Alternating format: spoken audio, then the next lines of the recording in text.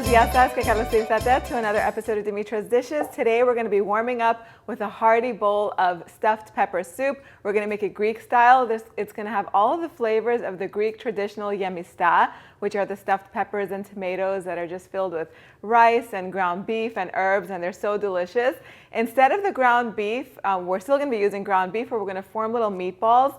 And you can use rice or orzo pasta. I'm using orzo pasta because my kids like that better. It has more of a silky consistency, and the soup is just going to be so hearty and delicious.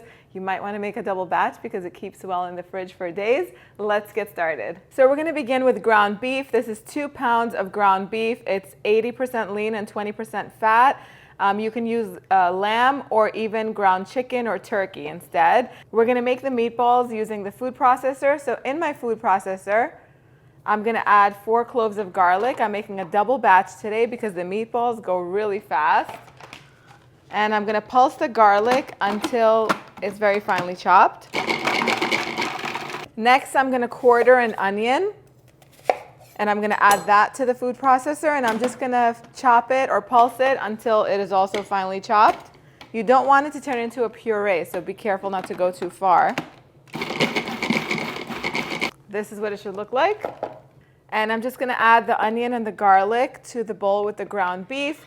Now, all you need is 1 pound of beef for the soup, to make enough meatballs to make the soup.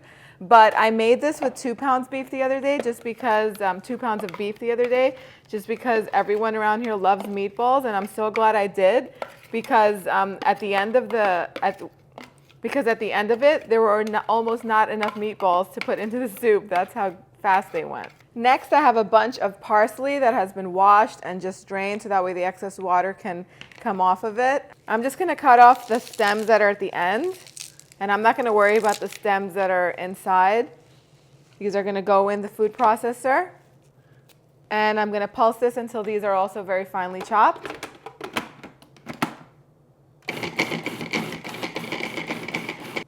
And then just add the parsley to the bowl. Now we're just going to add all the remaining ingredients. I have dried panko breadcrumbs. These are Japanese style unseasoned breadcrumbs. Those are going in. Whole milk. I'm also going to add an egg here in the corner. I'm just going to beat it in a few seconds. A little bit of crushed red pepper flakes for heat. You can leave them out if you don't like it. Some dried oregano, black pepper, and some salt. I'm just going to beat the egg right here on the side, just to kind of get everything incorporated. You can beat it in another bowl if you want. And then I'm just going to mix everything with my hands until everything is well blended and incorporated and even. So now it's time to make the meatballs. Everything is ready. You're going to have 2 baking trays ready if you're making a double batch. We're basically making golf ball sized meatballs just like this. Just take a little bit of the meat mixture in your hands and then just roll it up.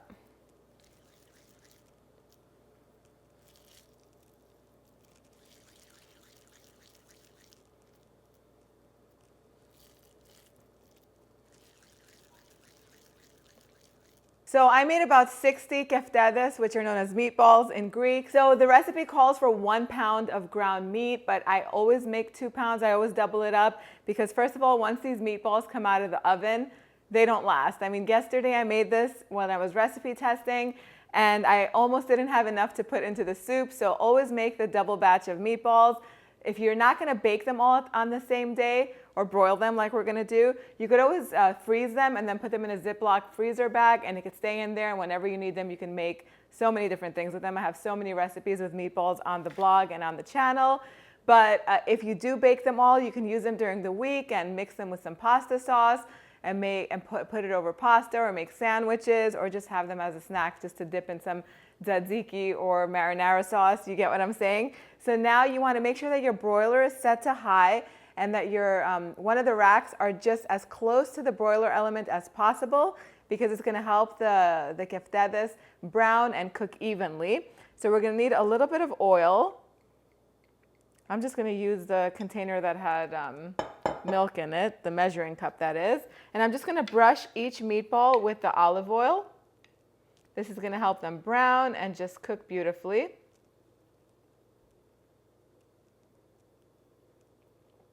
So I'm broiling them instead of pan frying them just because it's so much quicker and there's no mess. So you can't beat that. So one tray is done. I'm going to pop it under the broiler. It's going to take about 10-12 minutes.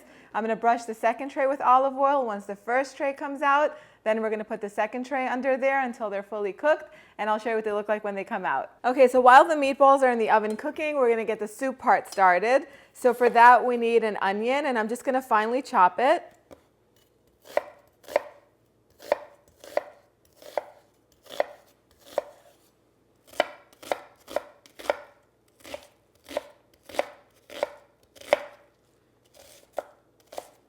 Okay, the onion is ready. And then we need some garlic cloves. You can put a few more if you want. More garlic, more flavor. That's my rule. And I'm just going to chop those up too. They don't have to be finely chopped because they're going to cook nice and slow with the onions and the peppers. Garlic is done. Then I have 2 bell peppers, an orange and a red one, but you could use red, green, yellow, whatever you have. We're going to chop those up too.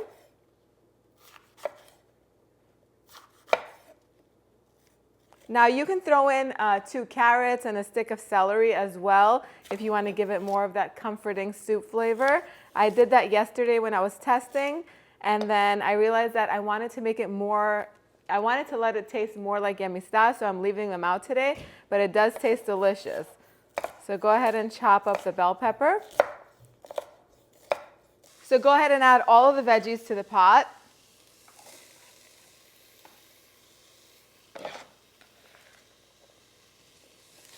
Season them with a little bit of salt.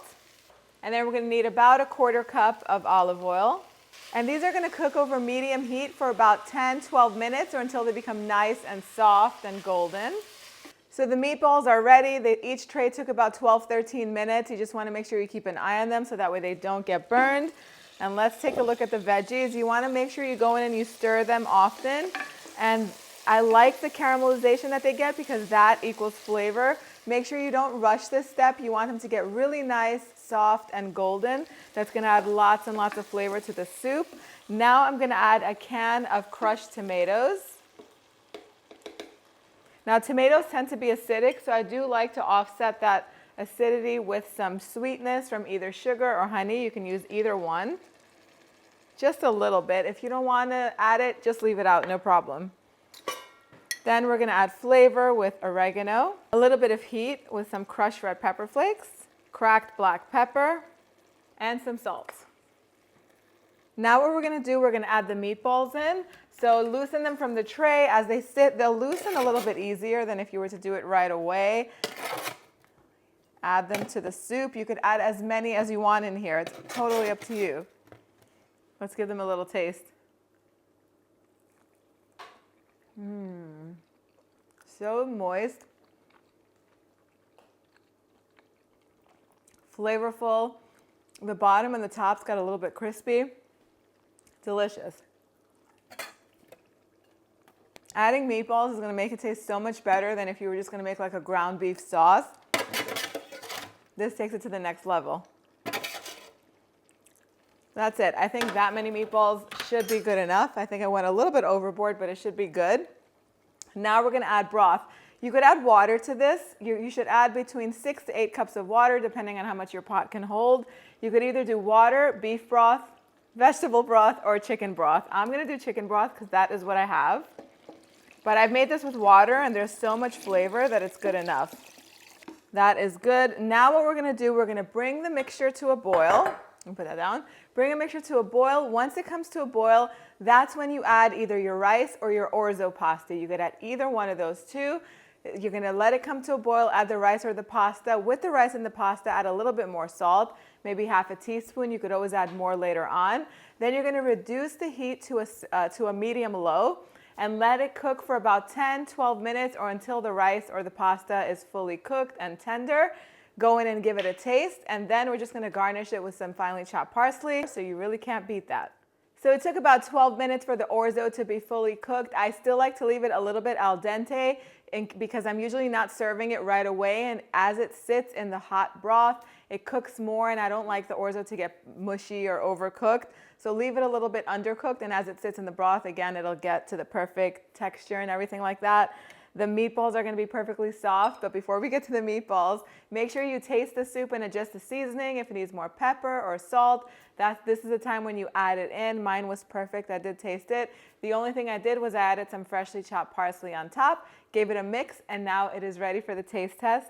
We are ready. I am ready for the taste test. I'm always ready for the taste test. That is the best part of these videos. So I am going to take a little piece of meatball, and it's really nice and soft. Make sure I get some orzo and the broth. It's burning hot.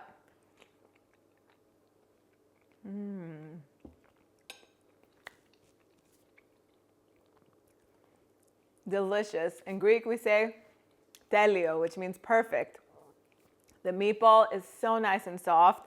The orzo is perfectly cooked. The bell peppers and the onions are nice and sweet, and they just have so much flavor.